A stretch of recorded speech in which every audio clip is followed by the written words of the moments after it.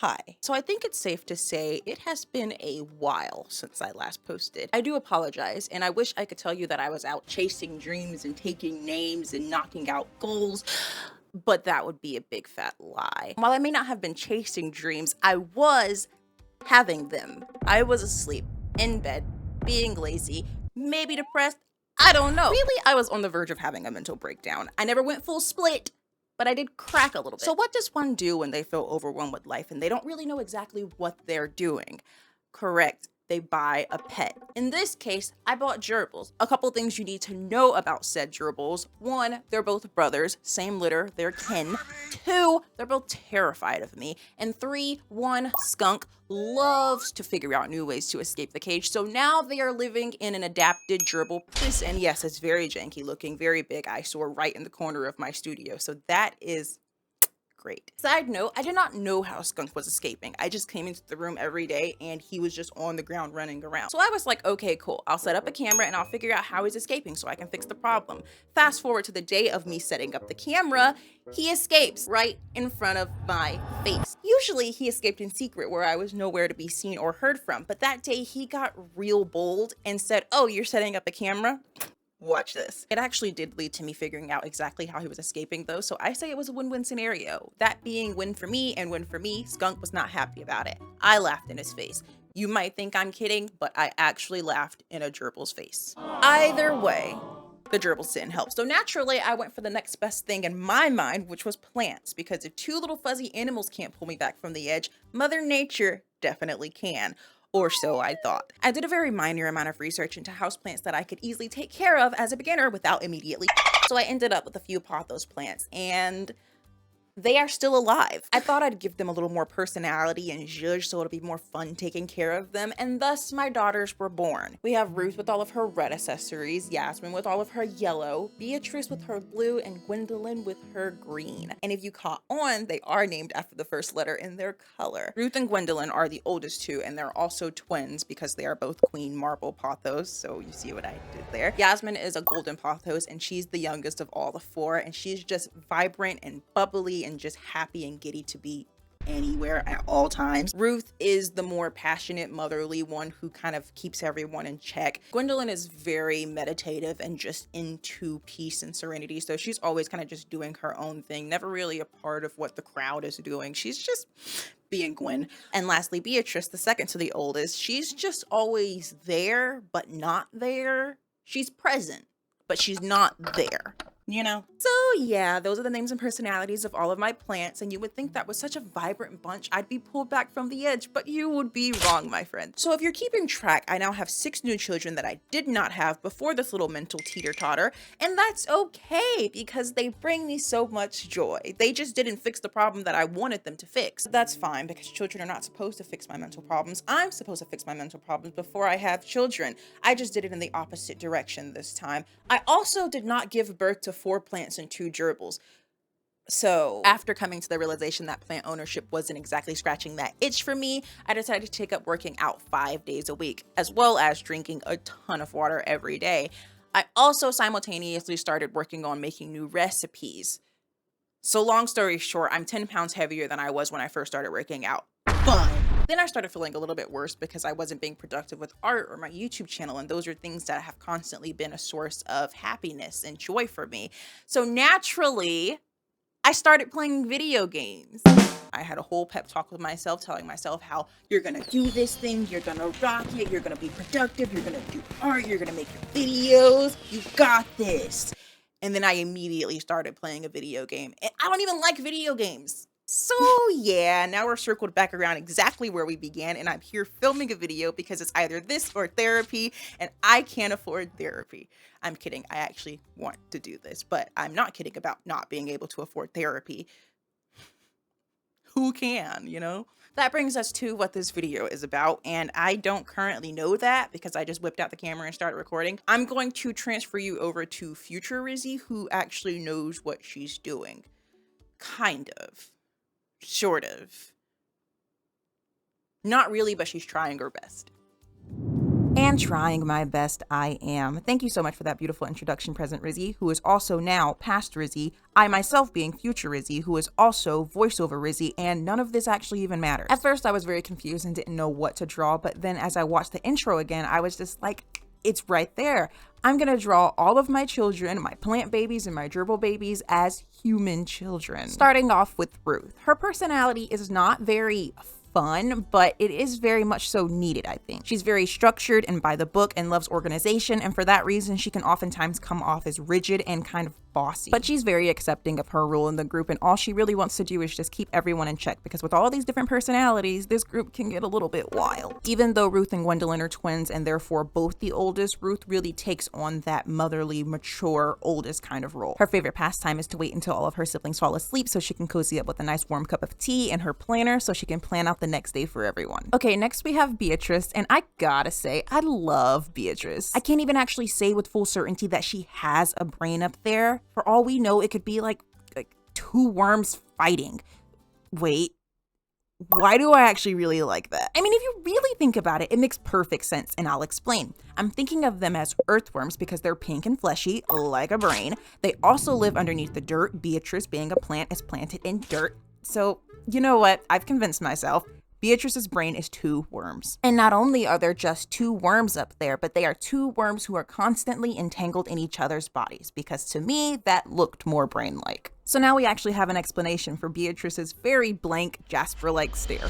Next up, we have Gwendolyn. Gwen is a very meditative and peaceful free spirit. She kind of embodies Mother Nature in a way. She has a very deep love and connection with both animals and insects, so that's why in the drawing you'll see a butterfly resting on her knee. Even though she and Ruth are twins, they are very different people. You'll notice that while Ruth has a very short and blunt haircut symbolizing that she likes to be in control and well-maintained, Gwendolyn lets it grow wild. She has a very curly, big mane of hair. And she likes it that way. She very much subscribes to the idea of just go with the flow, be in the present, not worry about things. So that's why you constantly see her meditating. Even though she pretty much loves every type of animal and insect, she has an ultra great appreciation and love for squirrels. And you might be wondering to yourself, Rizzy, if she loves squirrels so much, why didn't you draw a squirrel in the picture instead of a butterfly? And there is a very simple explanation for that. I just figured out that she actually likes squirrels. Yeah, as I'm editing, I looked up from my desk and saw two different pictures of squirrels, and so now she likes squirrels. Honestly, most of the backstories for my drawings are never really thought out properly. They just pop into my head while I'm editing, so don't go looking for plot holes because you're probably gonna find them. Moving right along, we have Skunk, which is one of my gerbils. Their names are Skunk and Prairie. Well, really, their names are Skunk Face and Prairie Rat.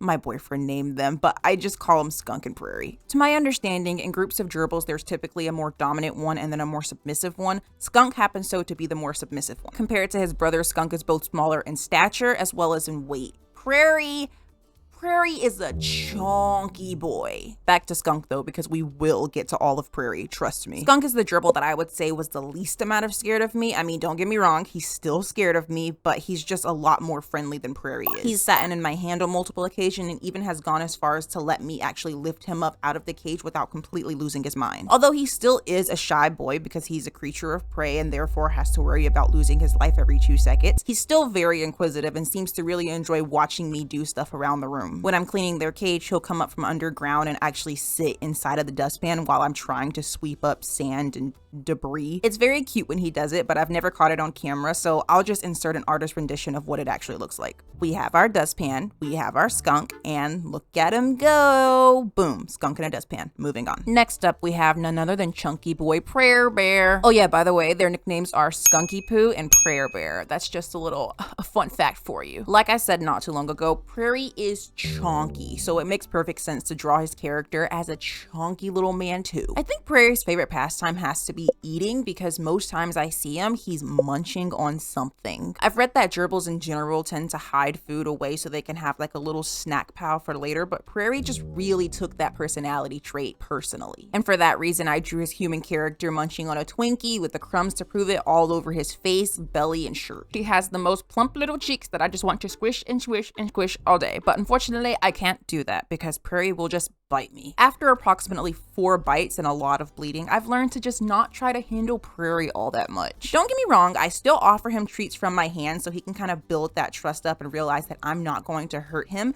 but it's a work in progress. For now, I just watch him and talk to him from afar and let him come to me when he feels comfortable enough to do so. So overall, Prairie's personality is more snacky and reserved. He will be a friendly little chunk as long as there's food involved, but take the food away and you are nothing to him. He's actually not going to be as chonky as he is now though, because I have recently started putting him on a bit of a diet. I still will be offering him snacks from my hand to build our bond, but just not as many because I don't know why, but Prairie does not want to run on their gerbil wheel. Skunk does it all the time, like all day. Skunk has ran so fast on the wheel that he's flown off across the cage. Prairie does not do it at all. Well, no, that's a lie. Prairie does it sometimes, but very rarely. I think since I've had them, it's been like maybe 7-8 months, and I've seen Prairie on the wheel approximately like 4 times. Who knows? Maybe I'm completely wrong and Prairie's just a night runner, but I just don't personally see him on that wheel. But enough about Prairie. Let's move on to Smiley Yasmin. Yasmin is a ray of sunshine. Is it because she's yellow and that's the only personality trait I could think of for the color yellow? Yes, it is. But it actually works out really well in her case because she is the only pothos that I have that is a neon pothos, so her leaves are very bright and vivid while the others are pretty much dark and muted. Yasmin is very happy and giddy and positive and loves to smile all the time, and sometimes she doesn't even realize that it can get overwhelming to her siblings. Basically, her positivity can get to a place where it's kind of annoying sometimes, and she is completely oblivious to this. A really good thing about her though is that she really can see the positive in any bad situation, so if any of her siblings are upset or like down, then she really can go in and kind of make them feel better. She's extremely confident and extroverted and finds it very easy to make friends, and honestly, I'm a little bit jealous. Not me just casually making characters with the personality traits that I wish I had. Back to Yasmin though, she may come off a bit hyper and silly, so you might not think that she's that smart, but she is. She's very book smart as well as emotionally intelligent and even dreams of one day being a therapist and or positivity life coach. So yeah, my girl's got goals. I'm such a proud mom. And here they are. I decided to print out the drawing so I could color it traditionally. But right about now, you may be wondering, who is that baby? Don't worry, I got you. That baby is Poppy. She was given to me by a friend, but it was after I had already drawn all my other characters, so I went ahead and drew in Poppy off camera. Well, actually, she gave me 2 new plants. I had only been expecting the 1 plant, but when the opportunity to receive 2 revealed itself, I was just like, give me that plant. I want it now. So I have deemed the second new plant Poppy's twin brother, Loppy, and I will get into him later because I know I have a lot to explain. I mean, just look at those eyes. They hold secrets. So now we're moving into the coloring part of this process, and I thought to myself, what better thing to do than to explain what's going on while I color. So let's set the scene. All of the siblings have just gone down to sleep, and Ruth is curled up with a nice planner and her tea, planning out the next day, which is indeed family picture day. She gets real in-depth with it and plans everything down to the letter, from what time everyone's waking up to what everyone's going to wear, even to what everyone will be eating for breakfast on this day. Once she's satisfied with her planning, she goes to sleep herself and wakes up promptly at 5:42 a.m. the next morning because she is that specific. First thing on Ruth's list is to wake up her twin sister, Gwen. Gwen floats out of the bed, quite literally. She has 2 birds grab onto each arm and lifts her out of the bed because basically Gwen is on Disney princess status. No, seriously, nature loves her so much that she really doesn't do anything on her own. She legitimately had 2 butterflies brush her teeth for her. After Ruth gets Gwen up, she heads over to Prairie and Skunk's room. Since Prairie is always the hardest to wake up, Ruth decides to take on that challenge first. She tries countless methods, including shaking him and screaming in his ear to wake up, but he does not budge. So Ruth gets a great idea. So she heads to the kitchen and finds her secret stash of Prairie bait. From the box filled with all the snacks you could ever imagine, Ruth grabs a Twinkie and heads straight back to Prairie. And this time, it doesn't even take her a full 5 seconds to grasp his attention. As soon as he hears the crinkle of the plastic, he is up. Ruth then proceeds to wake up Skunk, which is actually not very hard at all. She just tells him, hey, I saw 2 butterflies helping Gwendolyn brush her teeth, and that's enough excitement to get him out of the bed and into the bathroom. Skunk watches Gwendolyn interact with the butterflies in awe, and he even tries to convince them to help him brush his teeth, but they decline. Catching back up with Ruth, she is on her way now to wake up Beatrice. As she enters Beatrice's room, she notices that the light is already on and the bed is empty. Ruth is very confused, but as she turns around to leave the room, she gets the fright of her life life when she sees Beatrice standing there, blank eye, staring at her. Shockingly, Beatrice is already dressed and she smells like mint, so Ruth can only conclude that she brushed her teeth, so she just steps around her, leaving Beatrice just staring blankly at a wall. Ruth then heads down to Yasmin's room, and before she even opens the door, she notices that there is a buttload of very loud music on the other side. When she opens the door, she finds Yasmin very much so awake and very much so bouncing around the room. She then enthusiastically looks at Ruth and says, "Exercise is the most happiest, bestest meal of the day." Because apparently Yasmin survives on eating exercise and drinking Smiles. Ruth rolls her eyes in slight annoyance at Yasmin's last comment, but she is actually secretly very happy that she is up and ready for the day. Yasmin then begs Ruth to allow her to go wake up the babies, Poppy and Loppy. Knowing that she needs to get breakfast started, Ruth gives Yasmin the go-ahead to wake up the babies, but she does warn her, watch Loppy. Do not allow Loppy to hurt Poppy. Yasmin then happily proceeds to the nursery and scoops up Loppy first. And you know how babies love their pacifiers and they don't want to give it to anyone, they just want to hold on to it?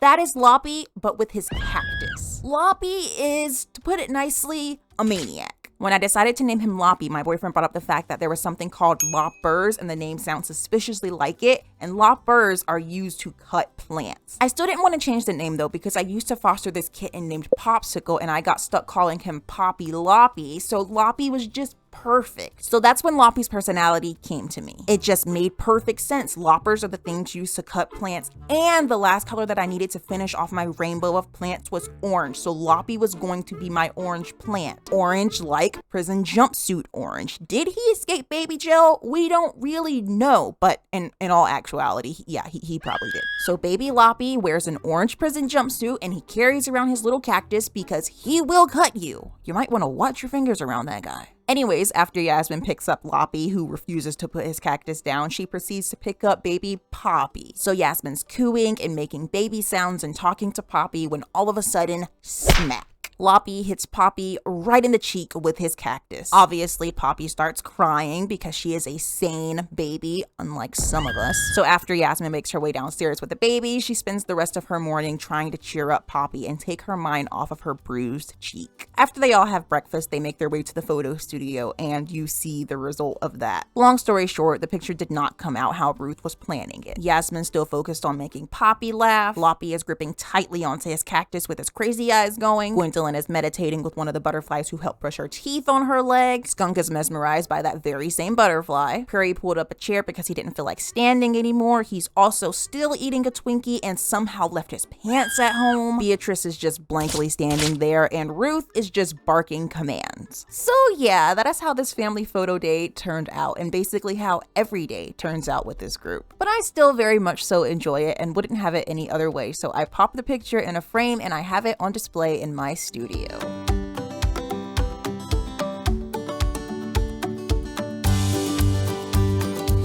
If you made it to this point in the video, I thank you so much for watching. It really means a lot. I hope you have a good rest of your day and I'll see you in the next one. Bye.